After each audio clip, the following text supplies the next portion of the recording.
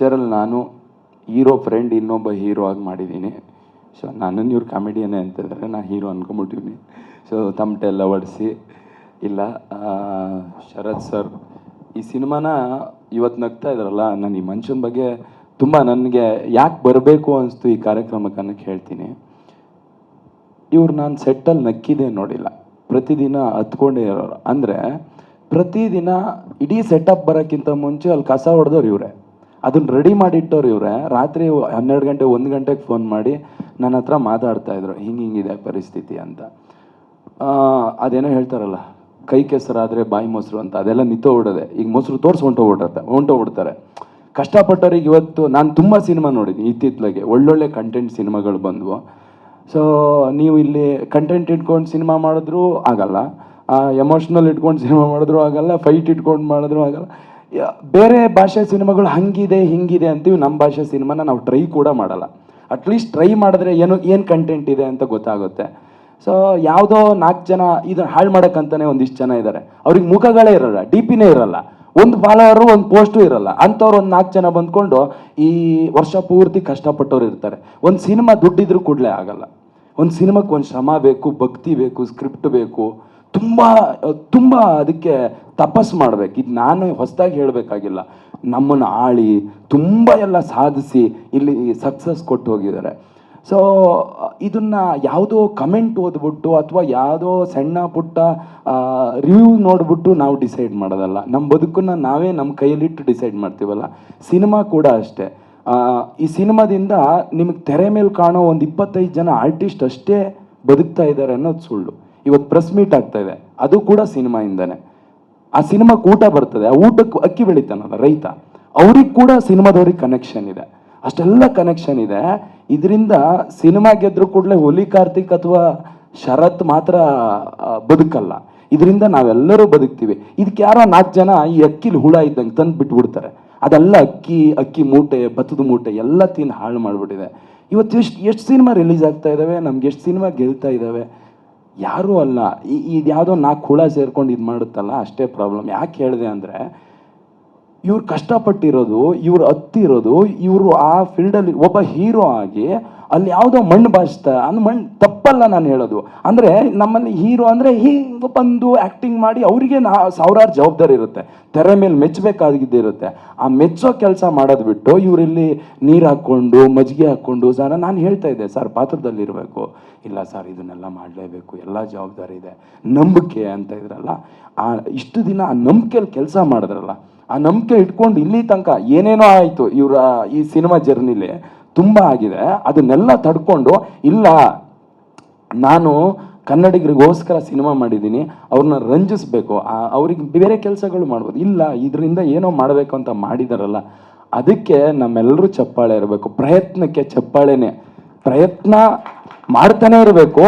ಆ ಸೋಲು ಗೆಲುವು ಬರ್ತಾನೆ ಇರ್ತವೆ. ಈಗ ಮಾಡಿದ ತಕ್ಷಣ ಗೆಲ್ಲೇಬೇಕು ಅಂತ ಇಲ್ಲ, ಜನರ ನಿರ್ಧಾರನೇ ಅಲ್ಟಿಮೇಟು.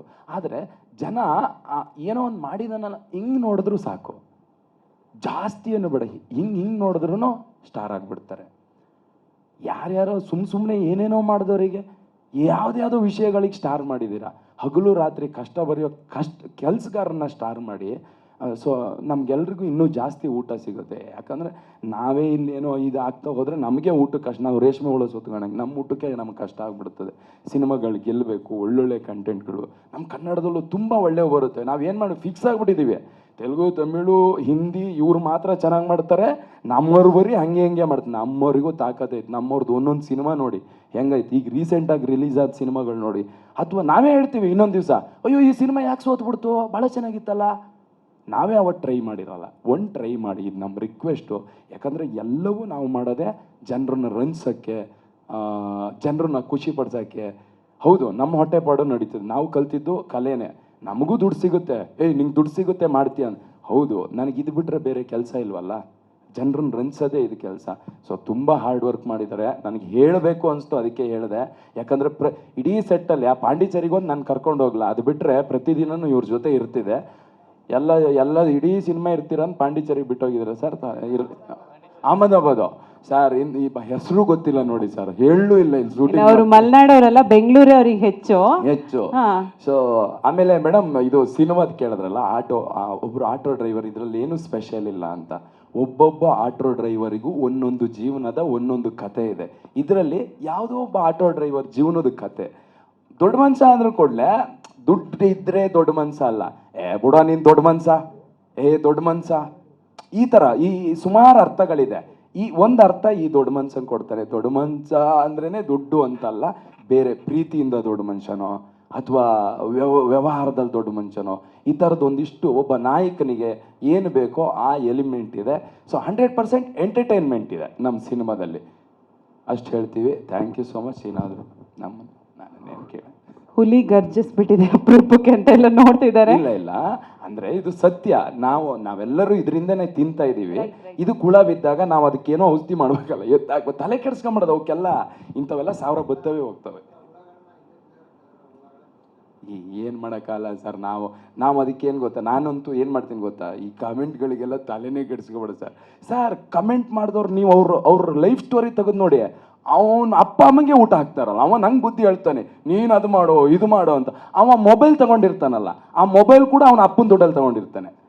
ಅಂಥವ್ರೇ ಕಮೆಂಟ್ ಮಾಡೋದು. ಯಾರು ಕೆಟ್ಟ ಕಮೆಂಟ್ ಮಾಡಿದ್ರೆ ನೀವು ನೋಡಿ, ನಮ್ಗೆ ನಾವು ಯಾರಿಗೆ ಕೆಟ್ಟದ್ದು ಬಯಸ್ತೀವಿ? ನಮ್ಗಿಂತ ಚೂರು ಮುಂದೆ ಹೋದರೆ, ನಮ್ಗಿಂತ ಚೂರು ಚೆನ್ನಾಗಿದ್ರೆ ನಾವು ಕೆಟ್ಟದ್ದು ಬಯಸ್ತೀವಿ. ಈ ಕೆಟ್ಟ ಕಮೆಂಟ್ ಹಾಕೋರು ಹಂಗೆ, ಅವನಕ್ಕಿಂತ ಏನೋ ಚೂರು ಮುಂದೆ ಹೋದರೆ, ಅವ್ನು ಇಷ್ಟಪಡೋರ್ಕಿಂತ ಒಂದು ಚೂರು ಮುಂದೆ ಹೋದರೆ ನಮಗೆ ಕೆಟ್ಟ ಕಮೆಂಟ್ ಬರ್ತವೆ. ಅಯ್ಯೋ ಕಮೆಂಟ್ ಹಾಕೋದು ಸಾರ್. ಅವ್ರು ಕೆಟ್ಟ ಕಮೆಂಟಿಗೆಲ್ಲ ನನ್ನ ಮನೆಯೆಲ್ಲ ಅನ್ನಕ್ಕೆ ವಿಷ ಬೀಳುತ್ತಾ? ಮಾಡೋರು ಮಾಡ್ತಾ ಇರ್ತಾರೆ. ಕೆಲಸ ಮಾಡಬೇಕು. ನಮ್ಮ ಕೆಲಸ ಯಾವತ್ತೂ ಕೆಟ್ಟದಾಗ ಕಾಣಿಸ್ಬಾರ್ದು. ನಾನು ನಿಂತ್ಕೊಂಡು ಎದೆ ತಡ್ಕೊಂಡು ಹೇಳಂಗಿರ್ಬೇಕು, ಅದು ಏನು ಮಾತಾಡ್ತೀಯ ಮಾತಾಡೋ, ನಾನು ಮಾತಾಡ್ತೀನಿ ಅಂತ. ನಮ್ಮ ಕೆಲಸ ಕರೆಕ್ಟ್ ಇದೆ, ನಮ್ಮ ಕೆಲಸದ ಮೇಲೆ ನಮಗೆ ಹೆಮ್ಮೆ ಇದೆ. ನಮ್ಗೆ ಯಾರು ಕೆಟ್ಟದ್ದು ಮಾತಾಡ್ರು ತಲೆ ಕೆಡಿಸ್ಕೊಳ್ಳೋ. 100 ಕಮೆಂಟ್ ಬಂದರೆ 9 ಕಮೆಂಟ್ ಕೆಟ್ಟದಿರೋದು. ಇನ್ನು 90 ಕಮೆಂಟು ನಮ್ಗೆ ಸೂಪರಾಗೇ ಇರ್ತವೆ. ನಾವು ಅವ್ರಿಗೆ ಕೆಲಸ ಮಾಡೋಣ.